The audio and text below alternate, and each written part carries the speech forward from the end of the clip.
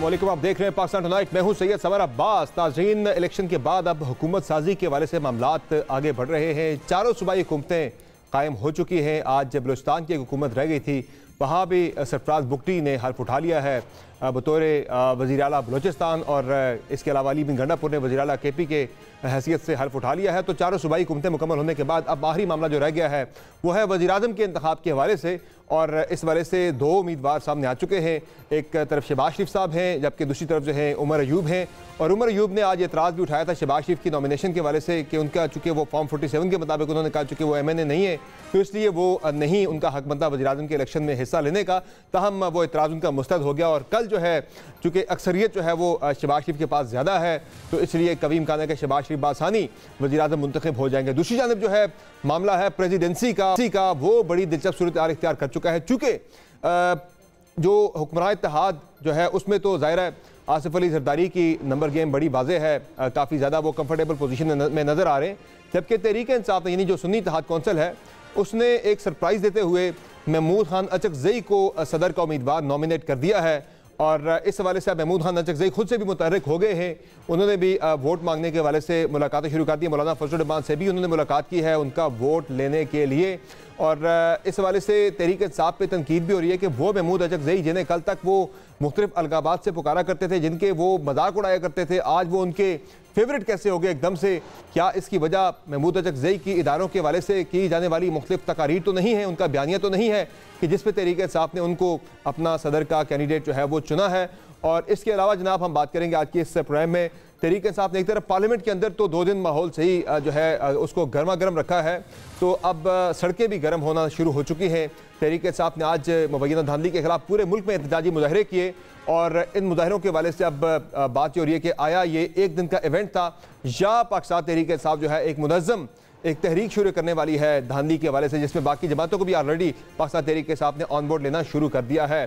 तमाम मौज़ूआत पे आज के प्रोग्राम में गुफ्तगू होगी। हमें आज के प्रोग्राम में ज्वाइन कर रहे पहले हिस्से में शाहिद हकान अब्बासी वज़ीर आज़म है। सर बहुत शुक्रिया, आपने प्रोग्राम में कीमती वक्त दिया। तो सबसे पहले ज़रा शुरू कर लेते हैं एहतजाजी मुजाहरों के हवाले से। इलेक्शन में जो धांधली के हवाले से इल्ज़ामात हैं तहरीक इंसाफ के, उसको लेकर पार्लियामेंट के अंदर तो हमने 2 रोज़ देखा जिस तरह का उद्यम मचा रहा है। उससे नज़र आ रहा है कि अगले 5 साल जितना भी 5 साल तो गिवन टेन्योर है, जितना भी असम्बली चलती है उसमें हुकूमत को जो है वो आराम से नहीं बैठने दिया जाएगा। ना शहबाज शरीफ को तकरीर करने दी जाएगी, ना मियां नवाज शरीफ को तकरीर करने दी जाएगी। वो असम्बली तक पहुँच तो गए लेकिन शायद वहाँ पे खिताब भी ना कर पाए। अब सड़कों पर भी तहरीक इंसाफ ने माहौल गर्म कर दिया है, तो अब वो मुख्तलिफ पार्टी से अपने हम ख्याल लोगों से रब्ते कर रहे हैं जिनको लगता है कि इलेक्शन रिग्ड था। आपकी राय भी चूँकि यही है कि इलेक्शन में धांधली हुई है, तो आप भी क्या इनको ज्वाइन करेंगे प्रोटेस्ट में कल को जाके? अगर कोई तहरीक शुरू होती है धांधली के खिलाफ? नहीं लड़ा, मैंने कोई इलेक्शन नहीं लड़ा, लेकिन आपकी एक सोच, आप इस पे अपनी राय का इज़हार कर रहे हैं। सोच मैं जो लोग कह रहे हैं उसकी बात करता हूँ कि लोग इन रिजल्ट को कबूल नहीं कर रहे। सही, खासतौर पर पिंडी डिवीजन में कोई शख्स भी रिजल्ट मानने को तैयार नहीं। मायूसी है लोगों को, हमारा मैंडेट चोरी कर लिया गया। ये इलेक्शन कमीशन का काम था कि ये मामलात पैदा ना होने देता, ये उसकी बड़ी नाकामी है। और उसके बाद जुडिशरी की नाकामी है कि वो भी इन मामलात को एड्रेस करने में नाकाम रहे हैं। जहाँ पर अभी तक तो वो पिटीशन लेके PTI पहुंची नहीं है वहाँ पे सुप्रीम कोर्ट ऑफ पाकिस्तान में। सर पिटीशन की बात नहीं होती, सो मोटो पावर्स भी है ना। जब पूरे मुल्क में ये शोर मचा हो कि मेरे पास फॉर्म 45 है, उधर फॉर्म 47 जारी हो गया है, आपस में मुताबिकत नहीं है, दोनों फॉर्म इलेक्शन कमीशन के हैं, दोनों जारी करना इलेक्शन कमीशन की जिम्मेदारी है, फॉर्म 46 भी है। तो ये क्या हुआ है? एक जिम्मेदारी और भी बनती है इलेक्शन कमीशन की सर, वो इलेक्शन एक्ट के तहत उन्होंने 14 दिनों के अंदर जी वो सारे फॉर्म 47 अपलोड करने होते हैं वेबसाइट पे। फॉर्म 47 तो कर दिए गए, फॉर्म 45 अभी तक उन्होंने अपलोड एक भी नहीं किया। ये आपने भाम इतना पैदा कर दिया सिलेक्शन के बारे में, इसका नोटिस जुडिशरी को सो मोटो, यही इसीलिए सो मोटो पावर्स हैं उनके पास कि जब मुल्क का के आईनी जो मामलात हैं उनके बारे में वहां पैदा हो जाए तो वो अपने स्टेप इन करते हैं और उसको हल करते हैं। तो सर ये मामला आपको किस तरफ जाता हुआ नजर आ रहा है? ये स्टेबिलिटी आएगी? जिस तरह से हम देख रहे हैं असेंबली के अंदर भी माहौल काफी गर्मा गर्म है, बाहर भी आज से तरीके से आपने प्रोटेस्ट शुरू कर दिए। बहुत मुश्किल होगा, यकीन करें। ये इलेक्शन, मैंने पहले कहा था, अगर ये इलेक्शन मुतनाज़ा हो गए तो आगे हुकूमत चलाना बड़ा मुश्किल होगा, नुकसान मुल्क का ही होगा। यहाँ किसी को इक़्तिदार मिलेगा, कोई अपोजिशन में बैठेगा, किसी को कोई कुर्सियाँ मिल जाएंगी आईनी, लेकिन नुकसान मुल्क का होगा, ये बड़ी वाज़ेह बात है। वैसे नवाज शरीफ साहब, ज़ाहिर आपने भी काफ़ी करीब उनके साथ काम भी किया है, वो आपको लगता है कि उनको असेंबली में आना चाहिए था, इतना सब कुछ जो हो गया था, चूंकि उनको उनके साथ जो हो रहा है असेंबली में, वो वोट डालने भी जाते हैं, 15 बंदों को साथ लेके उन्हें जाना पड़ता है वोट डालने के लिए, जो कि पीटीआई ने सख्त उनका घेराव किया हुआ है असेंबली के अंदर। नहीं, ये किसी को हक नहीं है कि किसी के साथ बदतमीजी करे या घेराव करे। आप अपना एहतजाज करें, आपका हक है। मियाँ साहब को तो हक हासिल है कि वो पीटीआई के खिलाफ एहतजाज करें जिसने उनको जेल में डाला। तो ये अजीब से मामलात हैं। बहरहाल यही हमारी बदकिस्मती आज सियासत की, हमने इसको गाली गलोच तक एक दूसरे पर हमलावर होने में हमने वक्त गुजारा है। पिछले 5 साल तो ऐसे ही गुजरे हैं और नुकसान मुल्क का हुआ है। ऐसा ही है। इक़्तिदार में सारी जमातें नहीं है, कौन सा काम किया उन्होंने ये बता दें। तो सर, जब ये ज़ाहिर है ये बड़ी चैलेंजिंग सूरत हाल पाकिस्तान के लिए ऑलरेडी इस वक्त है मुल्क के अंदर के, जब हम देख रहे हैं कि मुआशी सूरत हाल भी कोई इतनी अच्छी नहीं है, हमें फ़ौरन एक IMF प्रोग्राम में भी जाना है, चूँकि हमारी हम अभी भी at the verge of bankruptcy हम खड़े हैं। तो ऐसे में सर अगर ये इस्तेकाम अगर नहीं आता तो उसमें फिर नुकसान तो ऑब्वियसली मुल्क का ही है। तो नून लीग आपको क्या लग रहा है फिर किसे लेके आए वजीर खजाना? असल जिम्मेदारी तो वजीर खजाना के ऊपर है सारी, अगली जवानी है। तो इसाक डार कोई फर्क नहीं पड़ता, जिसको मर्जी ले आए। यकीन करें इन हालात में कोई फर्क नहीं पड़ता। नहीं सर, जाहिर है आपने सारा डिपेंडेंसी आपकी मईशत के ऊपर है कि मईशत चलेगी, सारा चलेगा, मुल्क में चलेगा, मुल्क को चलाना है सर। IMF का प्रोग्राम चलाएगा, वो आपको कहेंगे ये काम करने हैं आपने, आप वो काम करेंगे। वज़ीर ख़ज़ाना जो मर्जी हो, कोई इतनी बड़ी वहाँ पर। वैसे करो वज़ीर ख़ज़ाना के लिए साक डार इस कंडीशन के अंदर एक अच्छी चॉइस हो सकते हैं या कोई मुख्तलिफ बंदा आना चाहिए आउट ऑफ द बॉक्स जो सोल्यूशन? ये वज़ीर आज़म साहब की जिम्मेदारी है। आउट ऑफ द बॉक्स यहाँ सोल्यूशन बड़े मुश्किल हैं। यहाँ पर आपको मैनेज करना पड़ेगा इस प्रोग्राम को। आप एक प्रोग्राम में हैं, आपकी हर चीज़ वो डिक्टेट करता है प्रोग्राम। वो आपको दुश्मन नहीं है। Exactly. आप उनके पास गए हैं कि हमारी मदद करें, हम मईशत को चला सकें, तो आपने उनके साथ मिलकर काम करना है। इसलिए डायरेक्शन आपको तकरीबन वहीं से मिलती है। अब out of the box solution इसमें क्या होगा? इसमें अगर कोई ऐसा आदमी हो जो इन मामलात को चलाने का तजर्बा रखता हो, जो, और मैं हकीकत साहब कहता हूँ, मुझे पाकिस्तान में सिर्फ मुफ्ती इस्माइल साहब नज़र आते हैं जो ये काम कर सकते हैं। बाकी मामला चलता ही रहेगा। सही। तो सर, ये जो पीटीआई ने खत लिखा है IMF को, इन हालात के अंदर वो खत कितना डैमेजिंग हो सकता है इस प्रोग्राम के हवाले से? इसकी कोई गुंजाइश नहीं। ये बहुत ज्यादती की है पीटीआई ने, और पीटीआई ने पहले भी ये काम किया था जब आप देखें, आपके अंदरूनी मामलात हैं, उसको अब आपने यहीं हल करना है। आपका जो एक्सटर्नल फेस है वो एक होना चाहिए। ये स्टेट का मामला है, ये मुल्क का मामला है। आप उसको मजीद नुकसान पहुंचाने के मुतहम्मल नहीं हो सकते। ये आपको कोई हक हासिल नहीं। अब दो राय ना कि एक तो राय है कि IMF इस तरह की चीज़ों को कंसिडर नहीं करता, दूसरा ये कि अगर इन हालात में कर देता है कंसिडर, तो कितना डैमेजिंग हो सकता है, ये नहीं कितना इसका असर हो सकता है प्रोग्राम के ऊपर, इस IMF प्रोग्राम नहीं, वो पाकिस्तान मच नीडेड है पाकिस्तान के लिए। कंसिडर वो नहीं करेंगे, मेरा ख्याल है ना करना चाहिए, लेकिन उसका एक तासुर तो मिलता है ना कि ये मुल्क ही डिवाइडेड है। आज हमें इत्तेफाक की ज़रूरत है, तफरीक नहीं चलेगी। इसलिए आज के मामलात का हल ही ये है कि इस इत्तेफाक को पैदा करें। ये जो गाली गलोच और ये एक दूसरे पर हमलावर होना असेंबली के अंदर, बैलेट बॉक्स में जो कुछ हुआ है नहीं होना चाहिए था। ये इलेक्शन कमीशन का फेलियर है, जुडिशरी का फेलियर है, उसको एड्रेस नहीं कर सकते। बैलेट बॉक्स तक तो मामला ठीक था, वो मामला काउंटिंग में जाके फिर आगे वही बैलेट बॉक्स फॉर्म 45 तक मामला ठीक है, उसके बाद सारे मामला जो है नहीं, मैं वही बात कर रहा हूँ। बैलेट बॉक्स मतलब है कि जो पोल हुआ है, एग्जैक्टली जो इलेक्शन का प्रोसेस है। तो सर ये बताएं मुझे कि ये जो एक ज़ाहिर है सेंटर में हालात की बात तो हम कर ही रहे हैं, लेकिन पीपल्स पार्टी नून लीग जो है जिस तरह से चल रही है, पीपल्स पार्टी बाहर बैठेगी, वजारतें नहीं लेगी। मेरी इतला तो ये वजारतें वो लेंगे, उसके बगैर वो रह नहीं सकते, वो आएंगे वजारतें लेंगे।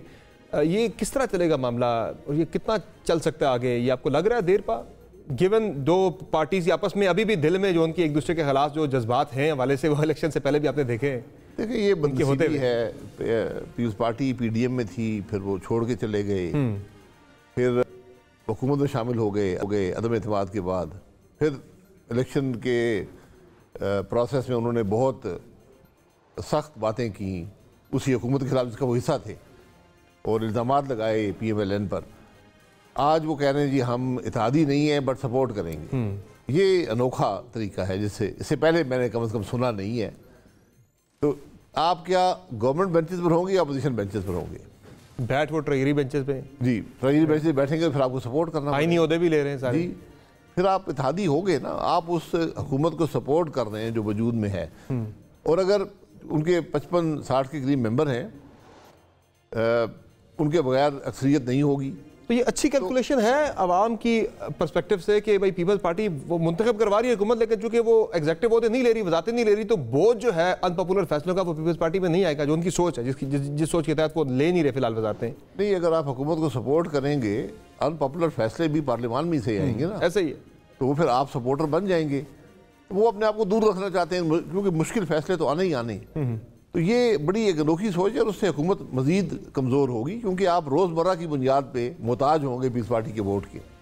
इसके अलावा सर मुझे ये बताएं कि मरियम नवाज़ की चॉइस, यानी मरियम नवाज़ एज वज़ीर आला पंजाब, कैसी चॉइस है ये पार्टी का फैसला है जी। ये चॉइसेस पार्टियां करती हैं कि कौन चीफ मिनिस्टर बनेगा, कौन स्पीकर बनेगा, कौन प्राइम मिनिस्टर बनेगा, ये सब उनके फैसले हैं। आपकी नज़र में ये कैसी चॉइस है? मैं इस पर कोई कमेंट नहीं कर सकता क्योंकि मेरी ये चॉइस नहीं है। मैं फैसले नहीं करता। एक जमात का फैसला है, वही समझते हैं बेहतर है, तो यकीनन आप पार्टी में होते हैं, आप इसकी हिमायत करते हैं, मुखालफत करते हैं?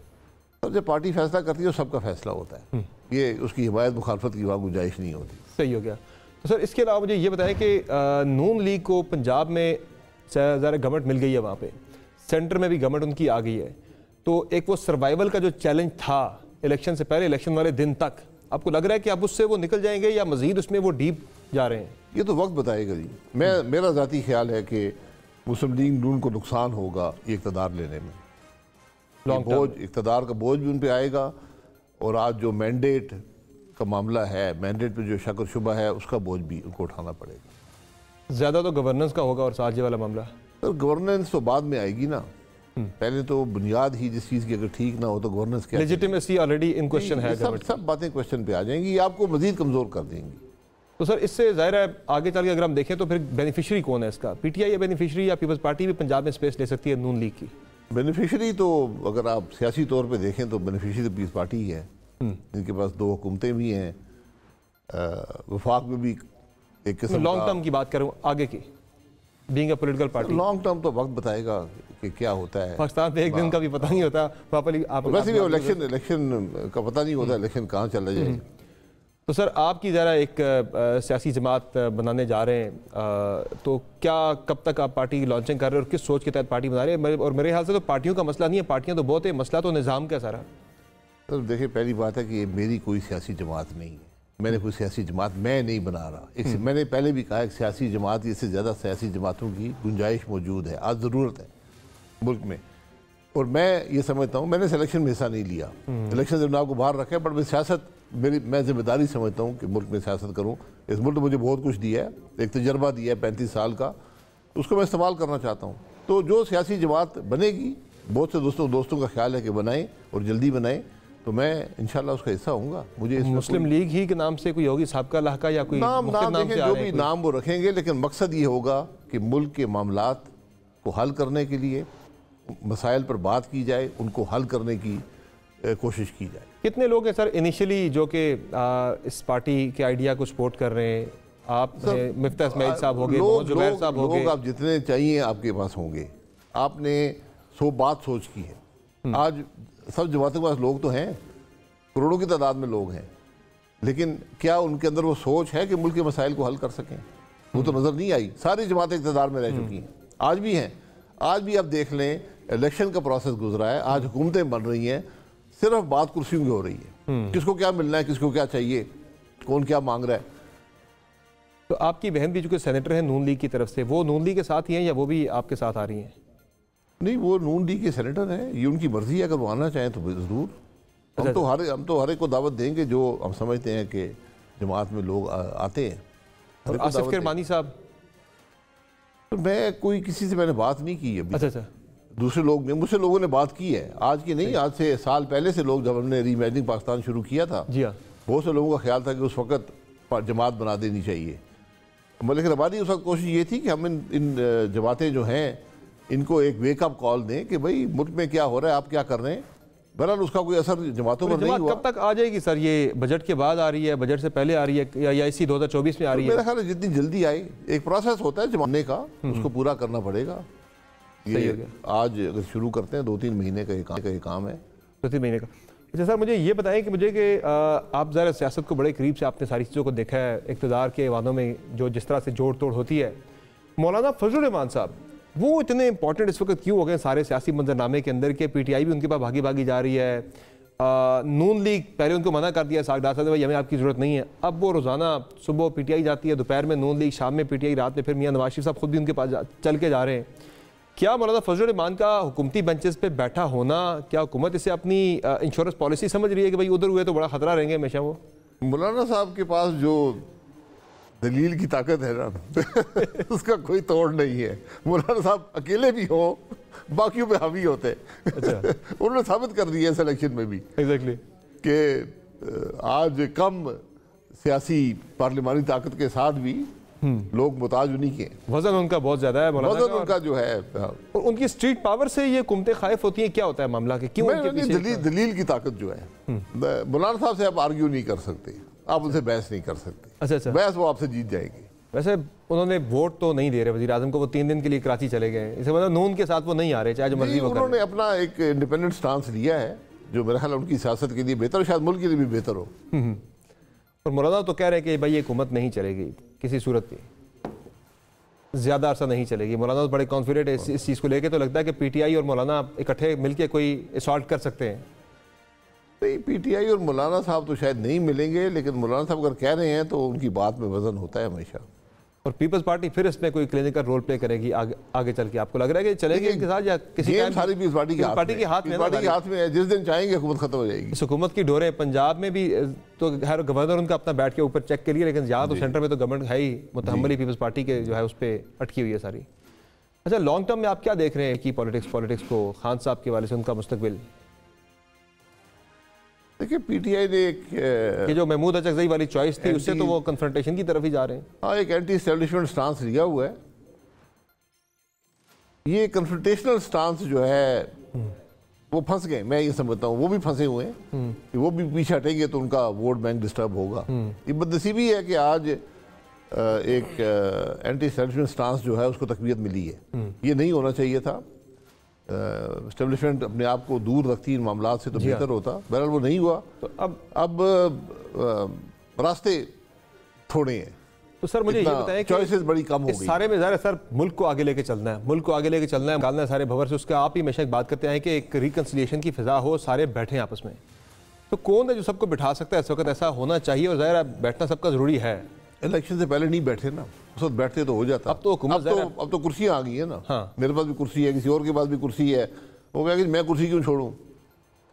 तो लेकिन इससे बात बनेगी नहीं। आज मामला चलेगा नहीं। आज थोड़ा दिल में भी वुसअत पैदा करनी पड़ेगी, कुछ मुल्क की बात करनी पड़ेगी, कुछ आउट ऑफ द बॉक्स जैसे आप कहते हैं सोचना पड़ेगा।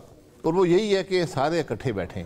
आप यकीन करें, जिस दिन इस मुल्क में ये 6-7 आदमी इकट्ठे बैठे हुए नज़र आए, आपके मामलात का हल जो है, मसाइल का हल शुरू हो जाएगा। सर वैसे बीइंग फॉर्मर प्राइम मिनिस्टर, आप इसमें कोई ब्रिज का रोल प्ले कर सकते हैं कि नून लीग, पीटीआई, पीपल्स पार्टी सारों को इकट्ठा बिठाया जाए और लेके चला जाए, कोई हल निकाला जाए पाकिस्तान का? कुछ इश्यूज़ पे ज़ाहिर है एक प्रिंसिपली एग्री किया जाए, भाई इन पे पॉलिटिक्स नहीं करनी, बिलखुसूस इकॉनमी हो गई हमारी। मैं कोशिश कर सकता हूँ, मुझे कुछ लोगों ने कहा भी था, लेकिन जिस हद तक तफरीक बढ़ चुकी है ना, ये ज़रा मुश्किल होगा। इसमें आपको कोई गारंटर चाहिए जो ये कहेगा कि भाई जो कुछ यहाँ पर बात होगी हम उसका जो है उसकी आपने किसी ने जिम्मा उठाना पड़ेगा कि ये सब कुछ होगा। और बात जो है ना कुर्सियों से आपको हटकर करनी पड़ेगी, ये कुर्सी छोड़नी पड़ेगी। एग्जैक्टली। आपको मैं ये समझता हूँ आज आपको एक कंसेंसस से एक एजेंडा तय करके एक नेशनल यूनिटी गवर्नमेंट बनाकर मसाइल को हल करना पड़ेगा। इस सियासत को आपको एक तरफ करना पड़ेगा। जिस तरह के मसाइल हैं वो तो तकाजा कर रहे हैं जो पाकिस्तान के इश्यूज, और कोई हल नहीं है। यही तकाजा है कि आज सारे बैठे। और मैं आपको, ये 6-7 लोगों की बात है, 4-5 सियासतदान हैं, फौज के सरबराह हैं, जुडिशरी के सरबराह हैं, ये बैठे क्योंकि सब असरअंदाज होते हैं मुल्क की सियासत पर। अब तो इलेक्शन कमीशन को बिठाना पड़ेगा, फॉर्म 47 तो वही जारी करते हैं ना। तो इसलिए ये बहरहाल एक दफ़ा ये फॉर्म 45-47 का झगड़ा यहाँ पे ख़त्म कर दें तो बेहतर होगा। एग्जैक्टली। आज ये शायद 10वां या 11वां इलेक्शन है 73 के आइन का। हम ये फैसला नहीं कर सके कि ये 45 कौन जारी करता है और कैसे जारी होता है। उसका कोई तरीका कार नहीं। पाकिस्तानी अवाम एजुकेट ठीक हुए हैं 45-47 से मुतालिक, बाय द वे। जी बिल्कुल, ये एजुकेशन पहले भी मिलती थी, ये मुझे भी 2 दफा हासिल हुई है। अच्छा। हाँ, मैं इसका पुराना शागिर्द तालिब इल्म हूँ इस फॉर्म 45-47 का। चलिए sir, thank you for your time. नाज़रीन, आपने तफसील गुफ्तगू मुलाहिज़ा की साबिक़ वज़ीर-ए-आज़म शाहिद हक़ान अब्बासी साहब की, जिनका ये कहना है कि सबका बैठना बहुत ज़रूरी है। जिस तरह के हालात हैं, जिस तरह के चैलेंज का पाकिस्तान को सामना है, इस वाले से हालात ये तकाजा करते हैं कि तमाम पोलिटिकल पार्टीज़ के और तमाम जो स्टेक होल्डर्स हैं, उन सब इदारों के सरबराहान अगर बैठें तो मिलकर पाकिस्तान को इस भंवर से, इस बहरानी कैफियत से निकाला जा सकता है। पॉसिबल है, सिर्फ विल की कमी है। प्रोग्राम में एक ब्रेक लेंगे, ब्रेक से वापस आएंगे, बात करेंगे पाकिस्तान तहरीक इंसाफ के एहतजाजी मुजाहिरों के हवाले से और तहरीक इंसाफ की जो चॉइस है। लतीफ़ खोसा साहब से बात करेंगे, जो उन्होंने फैसला किया अचकज़ई साहब को प्रेसिडेंट लाने का, प्रेसिडेंट का कैंडिडेट लाने का, इसकी वजह क्या है। बातों की ब्रेक के बाद हमारे साथ रहेगा।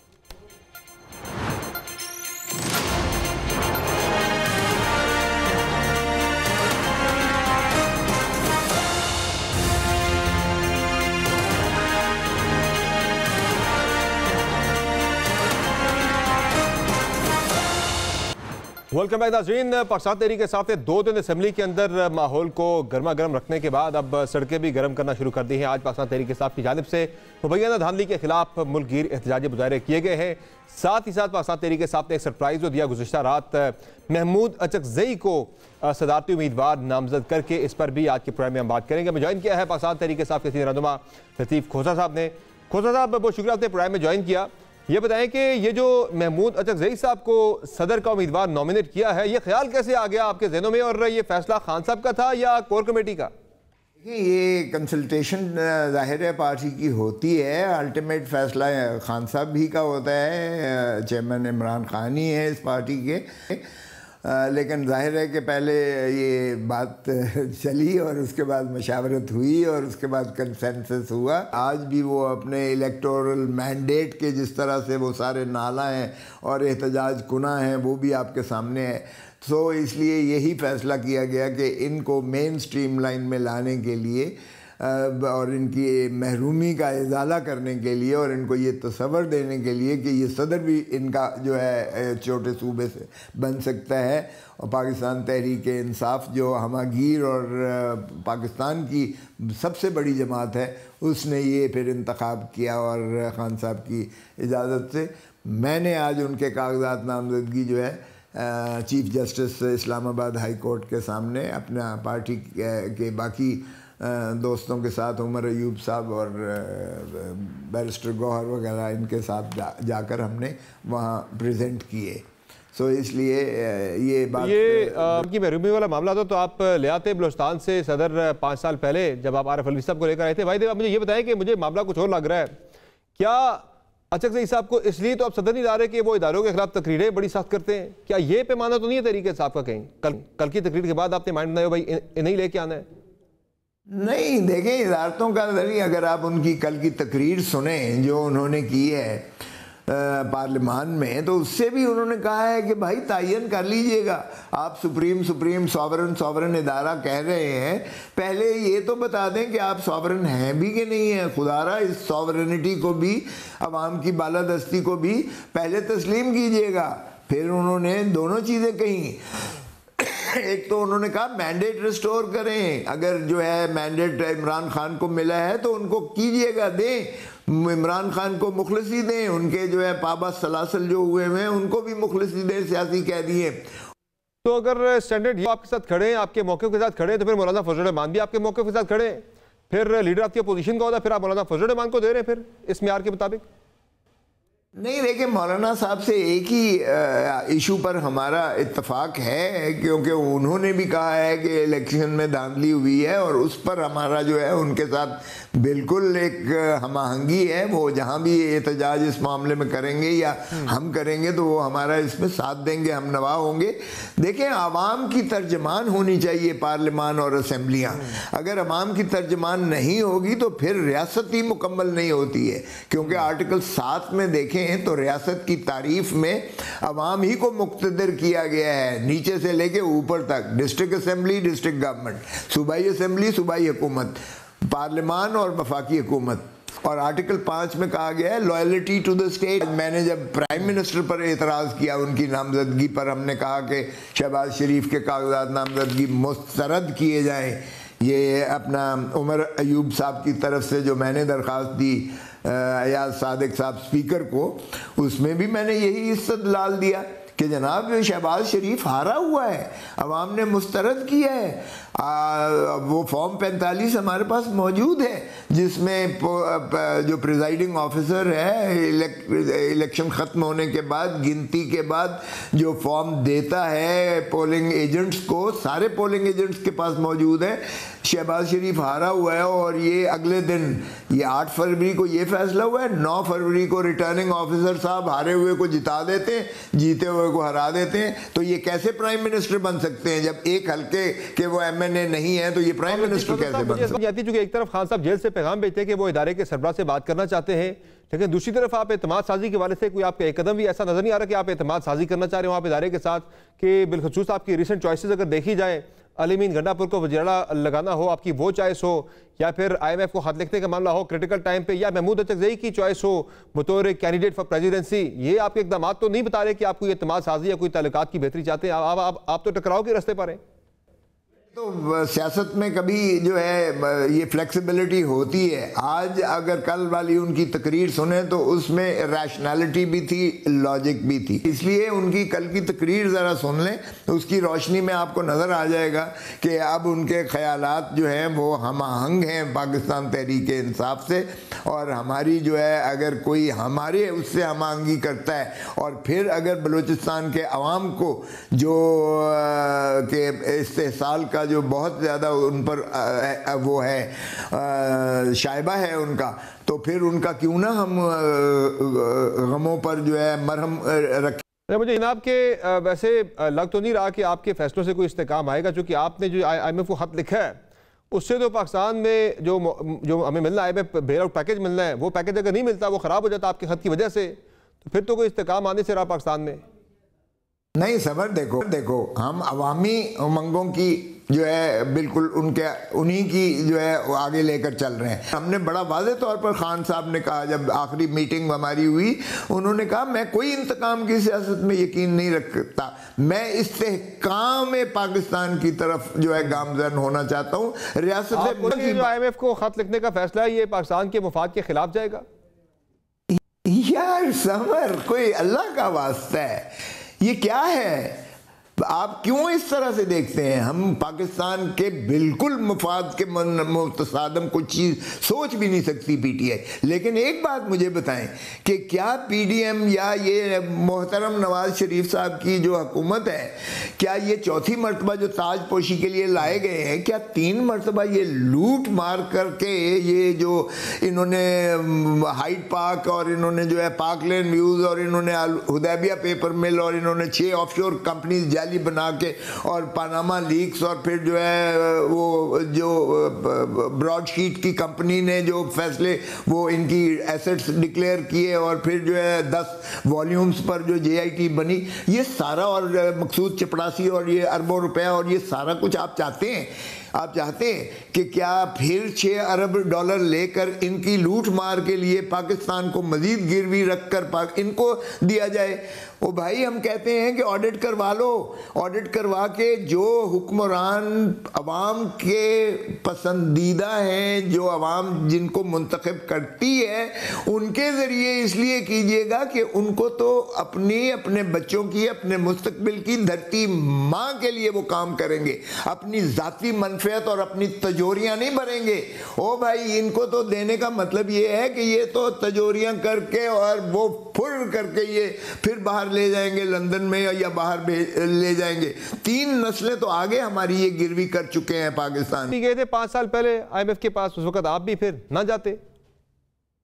समर, पहले ज़रा उस बात का जवाब सुन लो। आज ये इमरान खान को वापस दे दें, इसके मैंडेट को, और इसको जो है मुखलसी दे के प्राइम मिनिस्टर बना दें। 1 करोड़ पाकिस्तानी बाहर है, 1 करोड़ ओवरसीज पाकिस्तानी है और 25 करोड़ टोटल पाकिस्तान की आबादी है। यकीन करें कि इमरान खान की एक कॉल पर सारा IMF का कर्जा भी ये कौम उतार देगी, क्योंकि उन्हें यकीन है कि इमरान खान जो है वो एक एक पाई जो है उन्हीं पर सर्व करेगा। अगर शौकत खानम हॉस्पिटल बने हैं तो उन्हीं के लिए बने हैं, अगर नमल यूनिवर्सिटीज बनी है तो उन्हीं के बच्चों को तालीम के लिए और पाकिस्तान की पहले क्यों गए थे फिर आप लोग IMF के पास? खान साहब भी ना जाते उस वक्त, अगर आपको इतना एतमाद था कि ओवरसीज पाकिस्तानी आपको पैसे भेज देंगे तो आप उनसे पैसे ले लेते। IMF में क्यों गए थे उस वक्त आपके वजीर खजाना?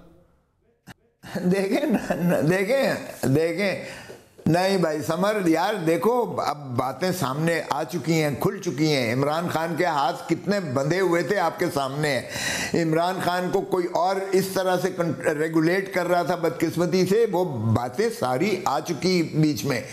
जो चेयरमैन नैब है किसने बनाया था, चीफ इलेक्शन कमिश्नर किसने बनाया था, ये बड़ी बड़ी पोस्ट किसने फिलअप की थी, ये आपके सामने है कि कौन उस वक्त डिक्टेट कर रहा था। लेकिन अब वो कैफियत साहब, आप अपने लीडर को वो आप कहना चाह रहे हैं कि वो कठपुतली वज़ीर आज़म थे, इसका मतलब है?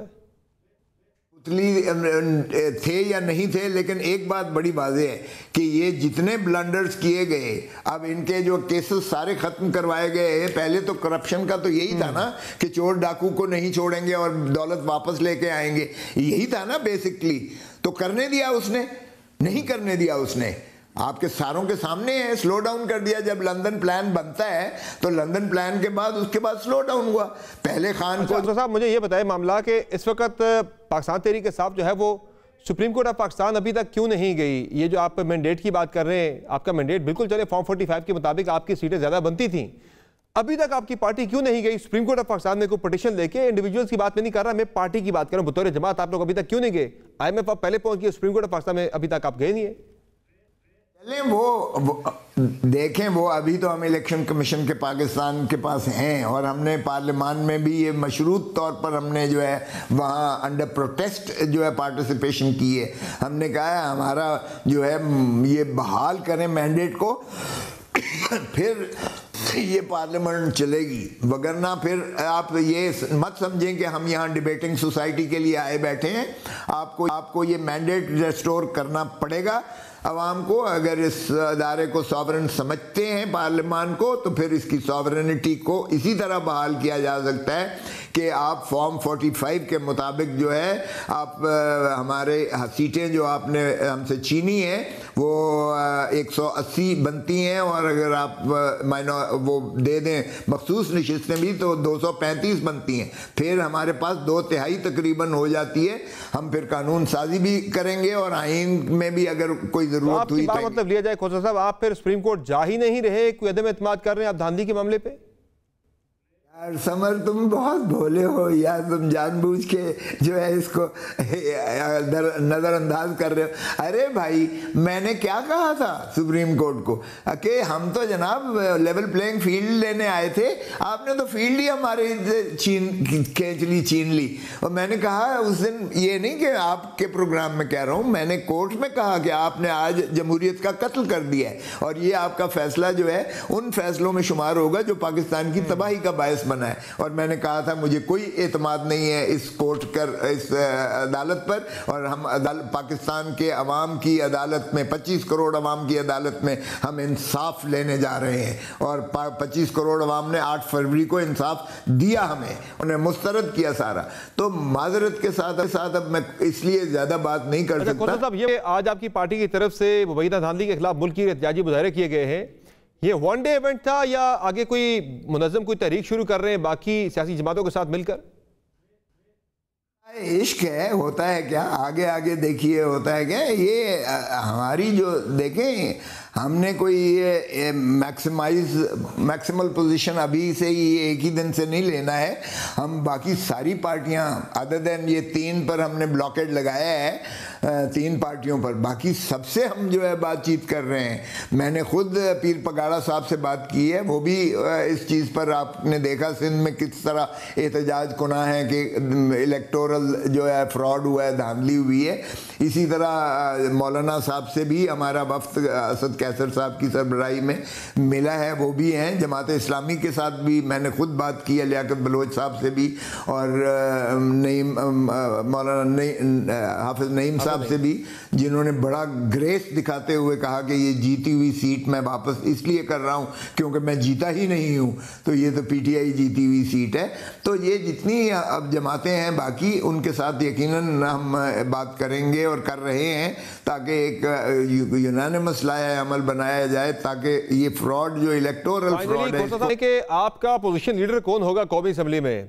आप खुद भी माशाल्लाह से सीनियर पार्लियामेंटेरियन रहे हैं, फिर बैरिस्टर गौर साहब हैं, उमर अयूब साहब हैं, शरीफ मरवत भी हैं, और क्या मौलाना फजल रहमान भी हो सकते हैं? ये आखिरी बात तो मेरा नहीं ख्याल कि मौलाना साहब खुद भी कह चुके कि वो किसी उसका हिस्सा नहीं बनेंगे, और पार्टी की अंडर कंसिडरेशन भी ऐसी नहीं है। बाकी तो जिसको इमरान खान साहब नामजद करेंगे, माशाअल्लाह आपको पता ही है, सारे ही बड़े फायरी स्पीकर्स हैं, और जिस तरह से हमारे चीफ विप ने या स्पीकर के उम्मीदवार ने जो तकरीर की, माशाअल्लाह वो भी गूंजी थी, और डिप्टी स्पीकर ने जो बातें की वो भी काफ़ी जो है रोशन ख्याली का उन्होंने सबूत दिया। और इसलिए हमारे जो है गौहर साहब चेयरमैन साहब वो भी बहुत अच्छा माशाअल्लाह कानून पर दस्तरस भी रखते हैं। उमर अयूब साहब बहुत अच्छे हैं। सभी मेरे मतलब है वो हमारा जो लोटाक्रेसी थी वो ख़त्म हो गई। अब प्योर एक जो है वो पीटीआई है जो फायरी ब्रांड है, और पाकिस्तान के लिए वो बहुत ज़्यादा पैशन रखते हैं, और अवामी इतना ज़्यादा अवाम के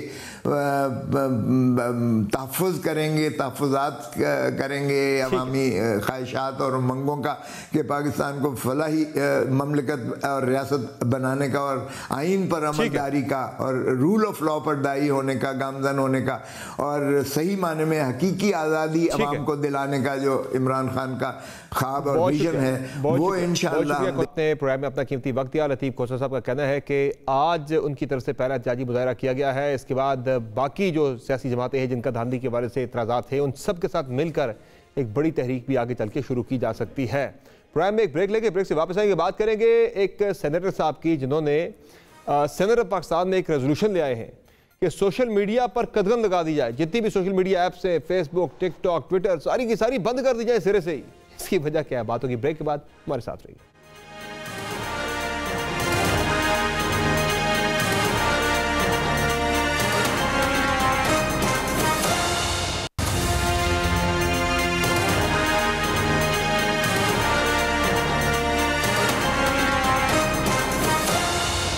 वेलकम बैक। पाकिस्तान में सोशल मीडिया पर कदगन का ना खत्म होने वाला सिलसिला जारी है। सोशल मीडिया ऐप एक्स 17 फरवरी से मुसलसल बंद है, और सिंध हाई कोर्ट के अहकामात के बावजूद इस ऐप की बहाली नहीं हो पाई। अभी इस मखसूस ऐप के खिलाफ क्रैकडाउन जारी था कि अब दीगर सोशल मीडिया ऐप्स के खिलाफ भी इक़दाम की सदाएं बुलंद होना शुरू हो गई हैं।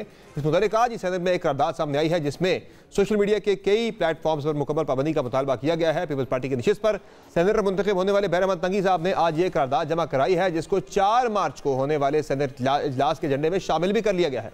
करारदाद में फेसबुक, टिकटॉक, इंस्टाग्राम, यूट्यूब और एक्स पर पाबंदी की दरख्वास्त की गई है।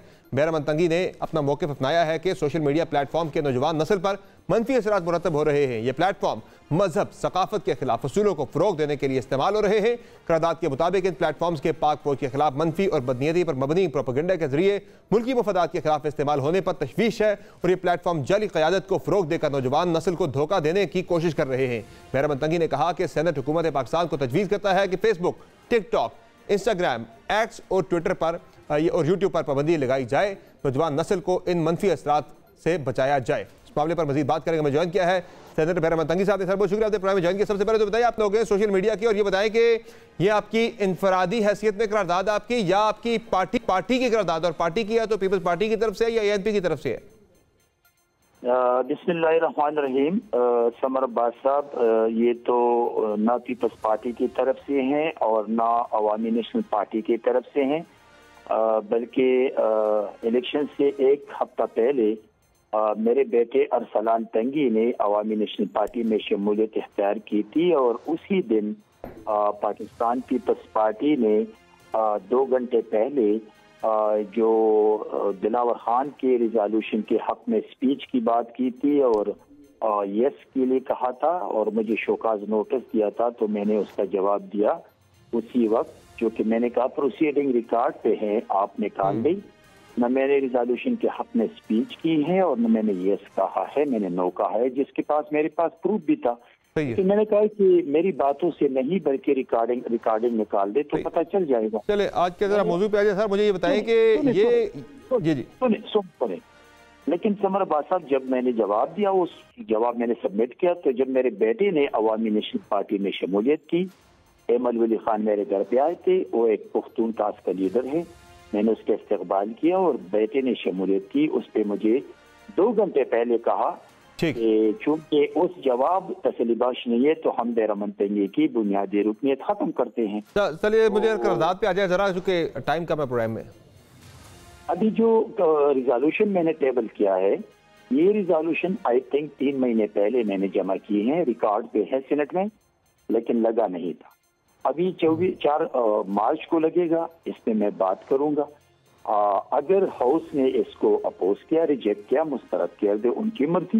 लेकिन मैंने अपनी सोच के मुताबिक as a Pakistani, as a सियासी वर्कर, ये मेरी सोच है कि आज सोशल मीडिया की वजह से हमारी नौजवान नस्ल, हमारे इदारे, हमारे फेक लीडरशिप की प्रमोशन, हमारी मेहनत की बजाय शॉर्टकट पे कमाने का जरिया, तो मैंने इसी वजह से ये टेबल किया है और ये हर एक आदमी का हक है कि इसको अपोज। लेकिन ये सोच बड़ी हैरानकुन है एक सेनेटर की कि जाहिर है जहाँ हर चीज़ के जो है जहाँ फ़वाइद होते हैं नुकसान भी होते हैं, तो सिर्फ नुकसान को देख के आप सारे फ़वाइद को भी आप जो फारिग कर दें। मुल्क पे एक आज़ादी इज़हार राय का एक बड़ा ये है, कम्युनिकेशन का बड़ा ये एक प्लेटफॉर्म है लोगों को इन्फॉर्मेशन पहुँचाने का भी। और अगर ये मोटरवे पे अगर होते हैं ये कलर कार के पास एक्सीडेंट, इसका मतलब ये तो नहीं कि पूरी मोटरवे बंद कर दें आप, बेहतरी लाई जा सकती है, चीज़ों को इम्प्रूव किया जा सकता है। ये तो नहीं आप बिल्कुल ही कट ऑफ कर दें, सारा सिलसिला ही बंद कर दें। अमर, अगर इज़हार राय इसको आप कहते हैं कि पाकिस्तान के यूथ, पाकिस्तान का फ्यूचर तबाह हो जाए, तो मुझे एज ए बेरमन तंगीर, मुझे ऐसे इज़हार राय की जरूरत नहीं है। कौन तबाह हुआ है, कैसे तबाह हुआ, जरा मुझे बताएं, जरा सोशल मीडिया से कोई एक मिसाल दे दें जरा। मैं आपको एक नहीं, इस वक्त आपकी पाकिस्तान के सोशल मीडिया, जो मैंने 5 टूल्स की बात की है, 95+ ये मिसयूज होता है। मेरे इदारों के खिलाफ फेक लीडरशिप की प्रमोशन, बेराह रवी, नशे और टिकटॉक की जो यूज है।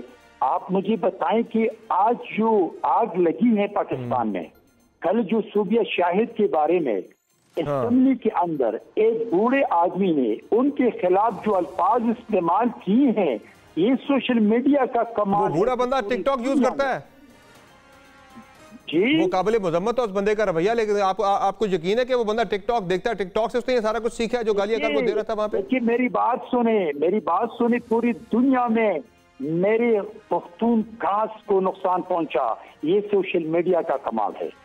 मैं कह रहा हूँ जो बंदा असेंबली में बैठा इस तरह की नाजेबा जुबान इस्तेमाल कर रहा था, क्या वो बंदा सोशल मीडिया यूज कर रहा है? मुझे तो नहीं लगता वो सोशल मीडिया यूज कर रहा होगा, उसका कोई अकाउंट भी होगा। बहरहाल सर ठीक है, बहुत शुक्रिया सर, मेरे पास प्रोग्राम का टाइम खत्म हो गया। नाज़रीन आज की शो में इतना ही, इजाज़त दीजिए, अल्लाह हाफ़िज़।